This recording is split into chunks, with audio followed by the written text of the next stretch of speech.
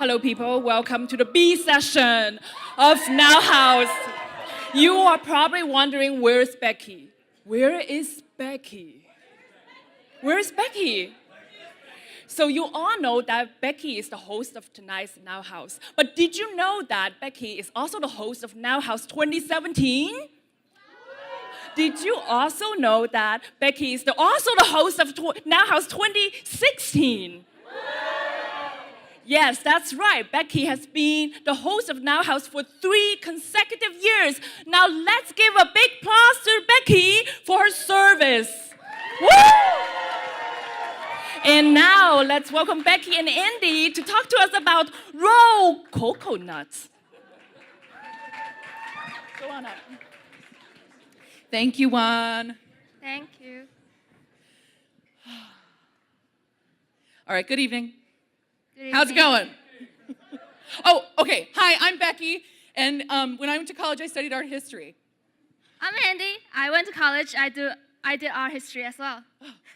So here I am sitting in a carved wooden chair in Seattle this winter at a bar called the Chinese Room. Also in this bar were Chinese characters up on the wall as decoration, which I got very curious about. So I took a picture of them and I sent them to my friend Andi, who speaks Chinese. Well, it looked like a poem, but it took me 5 minutes to come to the conclusion that this poem wasn't saying anything at all.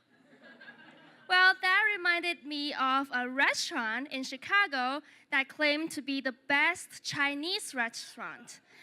They also have some random Chinese characters used as patterns all over the place, alongside with busy floral patterns and textures.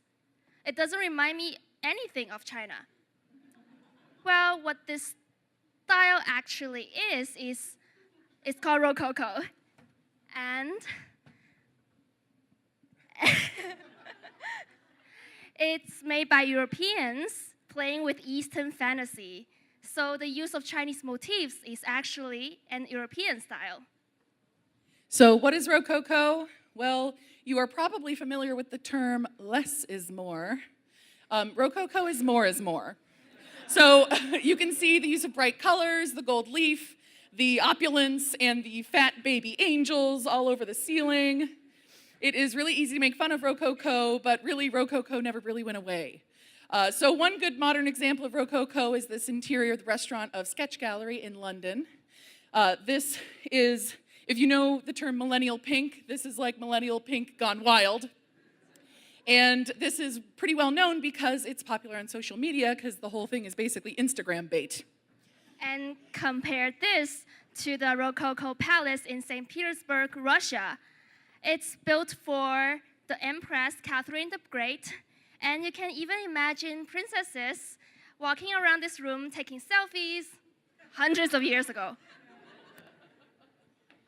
And speaking of pastel and soft colors, you're probably familiar with the pastel hair trend of the past year. Lavender and silver were both super hot.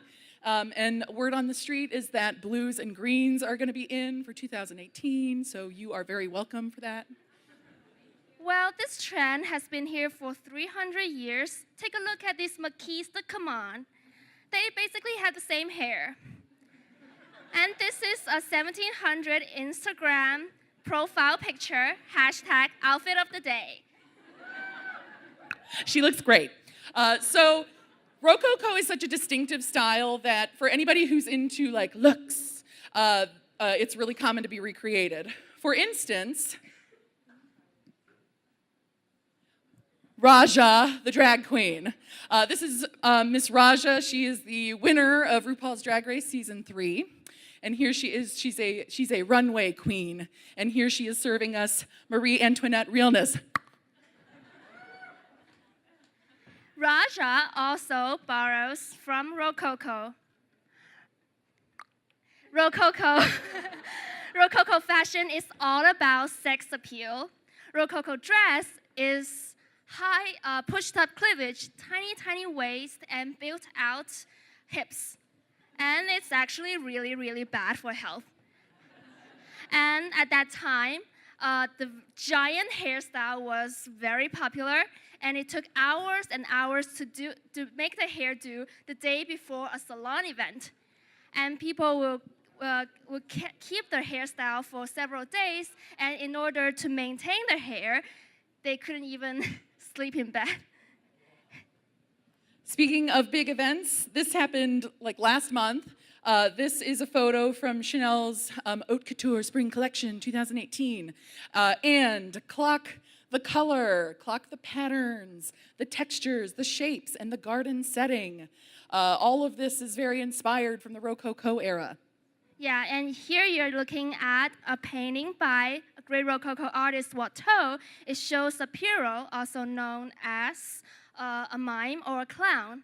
Well, they basically have the same shape of clothing and the similar garden setting and similar soft colors. And what you're looking at right now is actually a space heater in 2 different finishes. This is by, yeah, I know it's unexpected. This is by the designer Joris Larman, and in this case, the floral pattern aesthetic turned 3D, has a lot of surface area, and becomes a highly efficient and functional shape for something like a space heater. Well, this aesthetic is very common in Rococo mirrors and frames. Notice this asymmetrical shape of the mirror. It was actually a huge break of the idea of beauty and order of the Renaissance. Another great example of modern-day Rococo, this is the work of Chris Antiman, and she makes Rococo-style porcelains, but with like an added flavor of like sexuality and playfulness. This is called Little Maid. And here's the coming example from the 18th century. And it shows more of these Eastern fantasy style that we talked about before.